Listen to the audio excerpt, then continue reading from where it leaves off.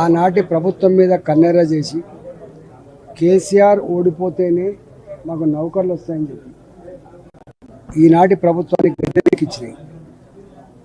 వీళ్ళ మేనిఫెస్టోలో వీళ్ళ మీటింగ్లలో ఇచ్చిన హామీలు చూస్తే అసలు ఆనాటి హామీలకు ఈనాటి చేతులకు పొంతం లేదు. వాళ్ళు అడుగుతున్న రెండు ఒకటి భూములు పెంచి మీరు నోటిఫికేషన్ ఇస్తా అని చెప్పిండ్రు, మీరు పెంచట్లేదు అనేది ఒకటో అభియోగం. రెండవది మాకు ఈ ఎగ్జామ్స్ అన్నీ కూడా ఇవాళ నిరుద్యోగులు అడుగుతున్న రెండు ఒకటి కొన్ని పోస్టులు పెంచి మీరు నోటిఫికేషన్ ఇస్తా అని చెప్పిండ్రు, మీరు పెంచట్లేదు అనేది ఒకటో అభియోగం. రెండవది మాకు ఈ ఎగ్జామ్స్ అన్నీ కూడా ఒక్కొక్క ఎగ్జామ్ అందరూ పాల్గొనే ఎగ్జామ్స్ కాబట్టి ఒకటే ఎగ్జామ్ రాసుకొని ఊరుకునే వాళ్ళు కాదు కాబట్టి 4% 4 రాష్ట్రాలు 5 ఉంటే 5 రాష్ట్రాలు కాబట్టి ఒక ఎగ్జామ్ మధ్య కొంత గ్యాప్ ఉండాలి చదువుకోవడానికి అని చెప్పారు. ఇవాళ ఆ విద్యార్థులు ఇళ్లల్లో దీక్ష చేస్తున్నారు, ఇవాళ బయట దీక్ష చేస్తున్నారు, ఎక్కడ పడితే అక్కడనే అరెస్ట్ చేస్తున్నారు, కొడుతున్నారు, తిడుతున్నారు. వాళ్ళు అనుభవిస్తున్న నరకం చూస్తే బాధ అనిపిస్తుంది. అంటే ఇవాళ మొత్తం తెలంగాణలో ఉన్నటువంటి విద్యార్థి లోకానికి, చదువుకున్న యువతకి ఈ 6 నెలల కాలంలోనే ఈ ప్రభుత్వం మీద ఒక అసహ్యం కలిగింది. అంటే రేవంత్ రెడ్డి ఎంత మాటలు చెప్పిండో దానికి విరుద్ధమైన పరిపాలన కొనసాగుతుండే కన్నెర చేసే పరిస్థితి వచ్చింది. ఇవాళ వాళ్ళు అడుగుతున్నారు మమ్మల్ని, అన్నా మీరు ప్రతిపక్ష పార్టీగా భారతీయ జనతా పార్టీగా మాకు మద్దతు అని చెప్పండి. సంపూర్ణంగా వాళ్ళు కోరే డిమాండ్ల మీద భారతీయ జనతా పార్టీ పరంగా సంపూర్ణంగా మేము మద్దతు ఇస్తా ఉన్నాం. వాళ్ళు చేసే ఉద్యమాల్లో మేము పాల్గొంటామని చెప్పి కూడా చెప్తా ఉన్నాం. ఇప్పటికే మా బీజేవైఎం తెగించి ఇలా లాఠీ ఛార్జీలు చేసినా, కేసులు పెట్టినా, జైళ్ల పాలు చేసినప్పుడు కూడా కొట్లాడుతూ ఉంది. మేము వెంట ఉంటామని చెప్పి తెలియజేస్తా ఉన్నా. ప్రభుత్వం కూడా బేసిజాలకు పోకుండా తక్షణమే వాళ్ళ డిమాండ్ని ఆమోదించమని చెప్పి నేను డిమాండ్ చేస్తున్నాను.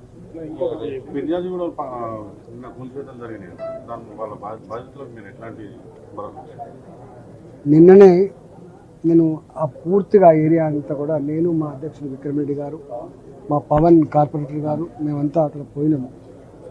కానీ హృదయ విదారకమైన పరిస్థితి.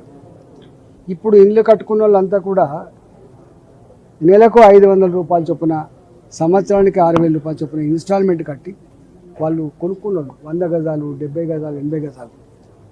వాళ్ళు ప్లంబర్లుగా, ఆటో డ్రైవర్లుగా, బేకరీలో పనిచేసినటువంటి వాళ్ళుగా ఇల్లు కట్టుకుంటే ఇలా గిప్పుడు పోయి కూలగొట్టారు. వాళ్ళకు మున్సిపల్ పర్మిషన్ ఉన్నది, వాళ్ళకు జిహెచ్ఎంసీ పర్మిషన్ ఉన్నది, వాళ్ళకు ఆనాడు రెవెన్యూ వాళ్ళకు కూడా అన్ని రకాల ఎలిజిబిలిటీ ఉన్నాక కూడా కేవలం అక్కడ రాజకీయాల కోసం మాది చూయించుకోవాలన్నటువంటి అహంకారంతో ఇవాళ స్పెసిఫిక్గా కొంతమంది ఇల్లే ఇలా కూలగొట్టడం జరిగింది. దాని మీద కలెక్టర్తో మాట్లాడినా, మంత్రి గారితో మాట్లాడినా, వాళ్ళు మాట్లాడితే వాళ్ళు మాకు తెలియదని అంటున్నారు. కానీ వాళ్ళు తెలియకుండా జరుగుతుందని చెప్పి అనుకోవడం చీల్చి చెండాడతాం. పేదల జోలికి పోతే వదిలిపెట్టే ప్రసక్తి లేదు. ఆనాడు రాజశేఖర్ గారు ముఖ్యమంత్రి ఉన్నప్పుడు కూడా ఆ పైనుంచి ప్రెషర్ అని చెప్పి అధికారులు పవర్ ఉన్న వాళ్ళకు గులాంగిరి చేసి సలాం కొట్టితే జైళ్లపాలయంలో చూసిండ్రు.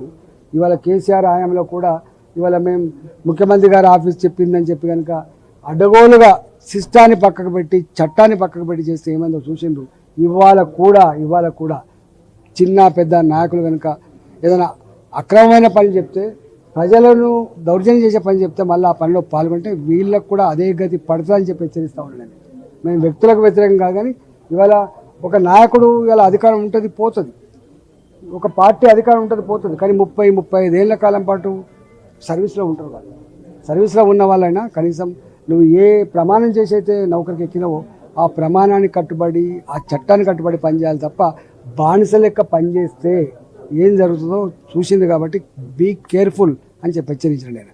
నేను హెచ్చరించడం తప్పకుండా వాళ్ళకి సంపూర్ణంగా అండగా ఉంటాం. భారతీయ జనతా పార్టీ ఈ జిహెచ్ఎంసీ పరిధిలో పేదల ఇళ్లను కూల్చివేస్తే, పేదల జీవితాలతో ఆడుకునే ప్రయత్నం చేస్తే క్షమించే ప్రసక్తి లేదు.